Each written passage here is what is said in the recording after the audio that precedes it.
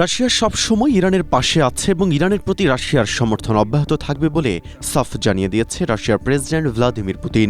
রুশ প্রেসিডেন্ট এবং ইরানের পররাষ্ট্রমন্ত্রী আব্বাস আরাকচির মধ্যে অনুষ্ঠিত গুরুত্বপূর্ণ বৈঠকে দুই দেশের দীর্ঘমেয়াদী কৌশলগত সম্পর্ককে নতুন উচ্চতায় নিয়ে যাওয়ার প্রতিশ্রুতি দেওয়া হয়।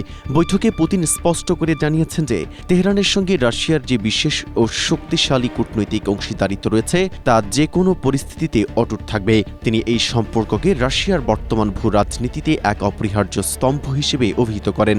আলোচনার এক পর্যায়ে পুতিন ইরানের নতুন সর্বোচ্চ নেতা মোজতবা খামেনির প্রতি তার গভীর শ্রদ্ধা ও আন্তরিক কৃতজ্ঞতা প্রকাশ করেন। তিনি পররাষ্ট্রমন্ত্রী আব্বাস আরাকচিকে অনুরোধ করেন যেন তার এই বিশেষ শুভেচ্ছা বার্তাটি ব্যক্তিগতভাবেই সর্বোচ্চ নেতার কাছে পৌঁছে দেওয়া হয়।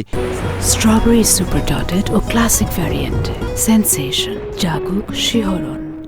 পুতিন মোজতবা খামেনির সুস্বাস্থ্য ও দীর্ঘায়ু কামনা করে বলেন, রাশিয়ার পক্ষ থেকে ইরানের সার্বভৌমত্ব ও স্বার্থ রক্ষায় পূর্ণ সমর্থন বজায় থাকবে।